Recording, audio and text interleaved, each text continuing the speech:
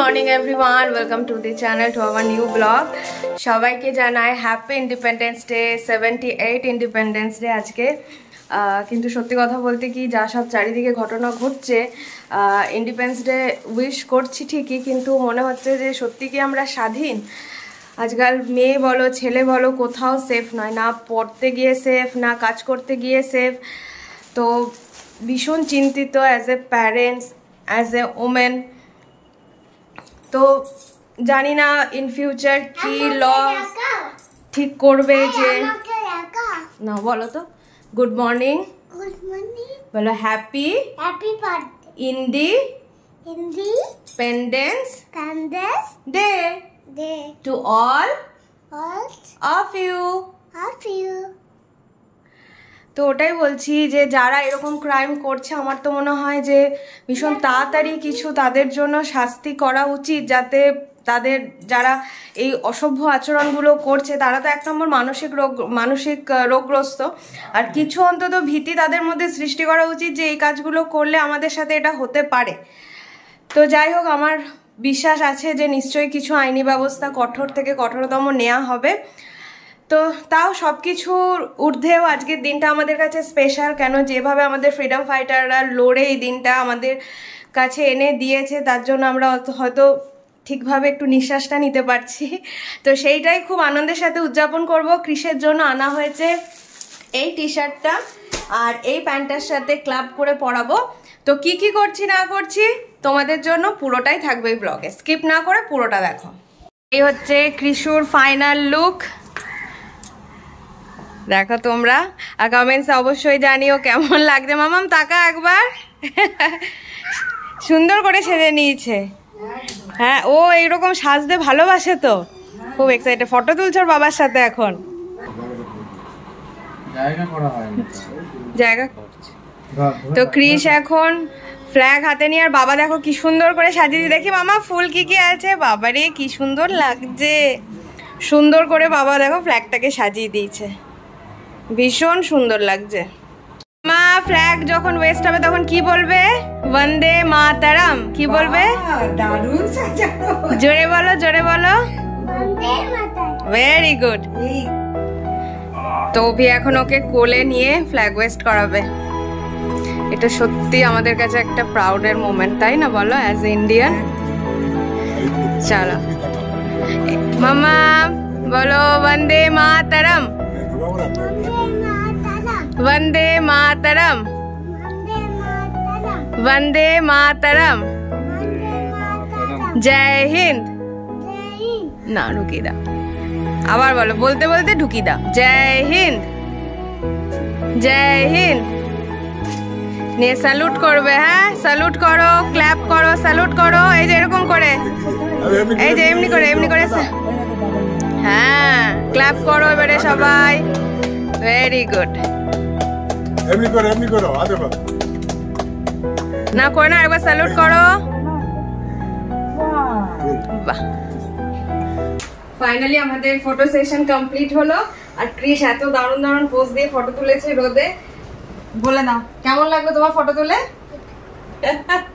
না, খুব ভালোভাবে আমরা সেলিব্রেট করলাম ছোট্টর মধ্যে। আর বাবা এখন ফ্ল্যাগটাকে দড়ি দিয়ে ভালো করে বেঁধে দিচ্ছে যাতে না পড়ে যায়। তো চা খেতে খেতে আমরা ওটাই ডিসকাস করছিলাম যে আজকাল সোসাইটিতে উমেন কতটা আনসেফ। আমরা অ্যাজ এ প্র্যাকটিক্যাল যদি আমি বলি, এটা আমরাকে আটকাতে পারবো না, বাট যদি এর এগেনস্টে ল অ্যান্ড এনফোর্সমেন্ট যদি সেরকম লেভেলের হয়, তাহলে আমরা অনেকটা রেস্ট্রিক্ট করতে পারবো। কেন আটকাতে পারবো না? এই রিজন হচ্ছে উই লিভ ইন কলিযুগা। ঠিক আছে, আমরা কলিযুগাতে লিভ করছি, তো কলিযুগাতে কখনো ক্রাইম কমবে না। যত দিন যাবে তত ক্রাইম আরও বাড়তে থাকবে, আরও ক্রুয়েলটির সীমা ছাড়াতে থাকবে। বাট যদি ল ঠিক থাকে, ল মানে কি? ল মানে হচ্ছে ধর্ম। যদি ল ঠিক থাকে তাহলে আমরা ক্রাইমটাকে রেস্ট্রিক্ট করতে পারবো। বাট লই যদি এত উইক হয়, সে ন্যাশনাল লেভেল হোক বা তোমার ডিস্ট্রিক্ট লেভেল হোক বা কী বলে ওটাকে স্টেট লেভেল হোক, যাই হোক, তো ল যদি স্ট্রিক্ট না থাকে তাহলে এগুলো এমনিও বাড়বে। আর ল স্ট্রিক্ট না থাকলে তো কিছু করাও যাবে না। মানে যারা অ্যাকচুয়ালি শাস্তি করে, মানে এই জিনিসগুলো করছে, বাজে বাজে জিনিস, এটা তো চরম সীমার একটা ক্রাইম না। তো এই জন্য কী হচ্ছে, ওরা ছাড়া পেয়ে যাচ্ছে। আর এটা তো ল এমন লুপহোল নয় যে যদি কেউ জুভেনাইল হয় তাহলে 5-6 মাসের জেল, আমি জানি না ঠিক, আমি এক্সাম্পল দিচ্ছি, 5-6 মাসের জেল, তারপর বাড়ি ফেরত। তাই কী হচ্ছে, ওটা একটা যদি 16-17 বছরের ছেলে এই ধরনের ক্রাইম কমিট করে তাহলে সে তো আর বাচ্চা নয় না, সে তো সব কিছুই জানে, সব কিছু সেন্স আছে তার, সেইগুলো জেনে ও সব কিছু করছে। তো এইগুলো জুভেনাইল ক্রাইম করেছে মানে এগুলো জুভেনাইল আন্ডারে পড়বে না। It should be strict punishment, যেমন সাউথ দিতে হয়, পানিশমেন্ট দাও না, এক্সাম্পল ক্রিয়েট করো। যেমন আমরা এক্সাম্পল ক্রিয়েট করি আমাদের হিরোজদেরকে দেখে, সেরকম যারা ক্রাইম করছে আমাদের লগুলোকে এক্সাম্পল ক্রিয়েট করো সোসাইটির কাছে, যে ওপেনলি সব কিছু করো। আমরা যখন কোনো একটা ভালো জিনিস টেলিকাস্ট করছি, একটা বাজে জিনিসকেও টেলিকাস্ট করি, যে এটা আমাদের পানিশমেন্ট রিগার্ডিং মানে against this kind of crime, তাহলে এটা জাগরুক হবে সোসাইটির কাছে যে না, আমি যদি এরকম ক্রাইম করতে চাই তাহলে আমার এই জিনিসটা হতে পারে আমার সাথে, তাহলে আমি এই জিনিসে ক্রাইম করব না। আর যারা করবে তাদের পার্সেন্টেজ অনেক লিমিটেড হয়ে যাবে, কেন করার আগে তো 10 বার ভাববে জিনিসটা, করার আগে 10 বার এটার পরিণতি আমার এটা হতে পারে। টিফিন কমপ্লিট করলাম, আজকে অভির অফিসে অফ, সেজন্য অনেকদিন পরে ম্যাগি বানিয়েছি। আজকে সিম্পল ম্যাগি বানিয়েছি, শুধু পেঁয়াজ দিয়ে, টমেটো দিয়ে আর একটা অমলেট। আর আমি আমারটা নিয়ে আসি গে। তো আমরা এখন এসেছি এখানে হ্যাঁ খাটে শপিং করতে। তো দেখো ভালো কালেকশন এইখানে, মা এখানে চুজ করছে কি নেবে না নেবে, ওইগুলো দেখতে এসছি আমরা, দেখি। তো এইখানে আমরা খাট ফাইনাল করে ফেলেছি, আর রেডিমেড খাট নিলাম না, মা বললো যে না একবারে তৈরি করতে দিই, সেইভাবেই নেবো, 1 মাসের মতো টাইম লাগবে। তো এখন আমরা অ্যাডভান্স করে দিচ্ছি, ফাইন্যান্স করলাম না, ফাইন্যান্স একটু বেশি পড়ে যাচ্ছিলো। তো যখন ডেলিভারি হবে, ডেলিভারির টাইমে ম্যাট্রেস উইথ যেটা রিমেনিং অ্যামাউন্ট হবে তখন পে করে দেবো। আর এখন তো টাইম আছে, এখন ভাদ্র মাসে তো আমরা নেবো না, ভাদ্র মাস পেরিয়ে গেলে দেন আমরা খাটটা ডেলিভারি নেবো। তাহলে কি করে পালিশের আগে দেখবেন? হ্যাঁ, পালিশের আগে দেখবো নাকি বাপি?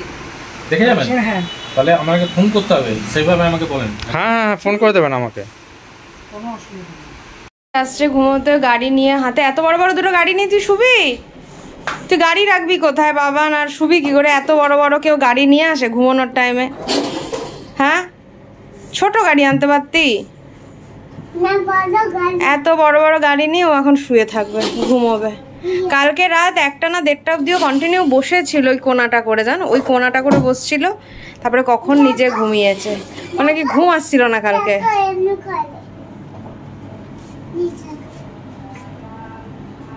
আর আমি যখনই বলছিলাম বাবান শুয়ে পড়, তখনই কি বলছিলি?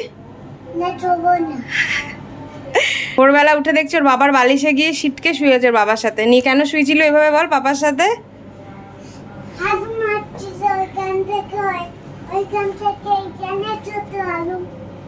ওকে নাকি হালুম ধরছিল, ওই জন্য বাবার বালিশে গিয়ে শুয়ে পড়েছে। চিন্তা করো।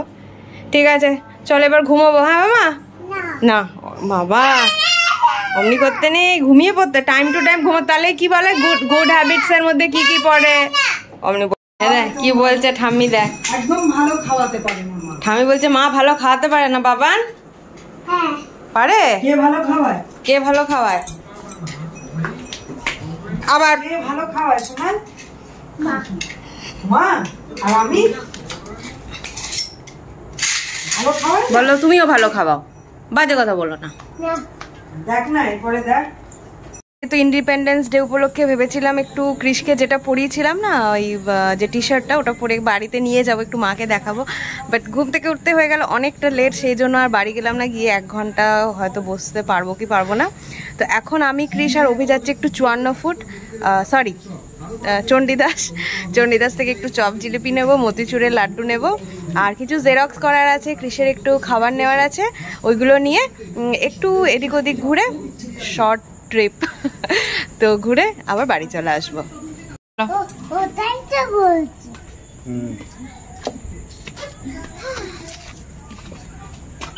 কালকে কি হচ্ছে শোনে, এই বাইকটাই দাঁড়িয়ে আছে আমাদের সামনের বাড়ির একটা গেটের সামনে। হ্যাঁ মানে অভি দাঁড় করিয়েছে। কোথা থেকে যেন এসছিলে গো? হ্যাঁ মার্কেট গেছিল।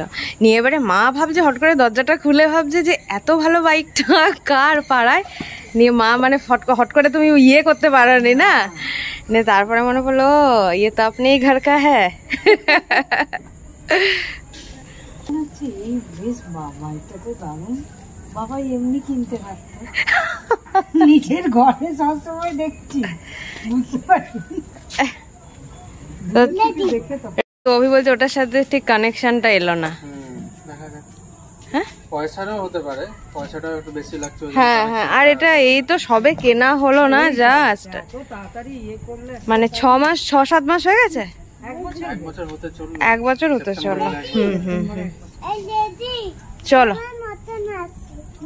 চল, ওষুধ নেওয়া হয়ে গেল, এবারে যাব চপ নিতে। আর ক্রিস ওখানে বসে সুন্দর হাওয়া খাচ্ছিল, একদম ফুরফুর হাওয়া, ইয়েটার হাওয়াটা, টেবিল ফ্যানটার হাওয়াটা, খুব হাওয়া খেয়ে দিলি বা।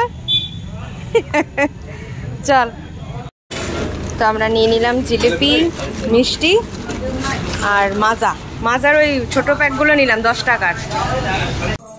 সব মিলিয়ে মোটামুটি দিনটা ভালোই কাটলো, কিন্তু ওই একটি ঘটনা ভালো কাটলো বলাও মানে মনের মধ্যে একটা ব্যথা রয়েই গেছে, থেকেই যাচ্ছে, মানে ওটা থেকে বেরোনো যাচ্ছে না।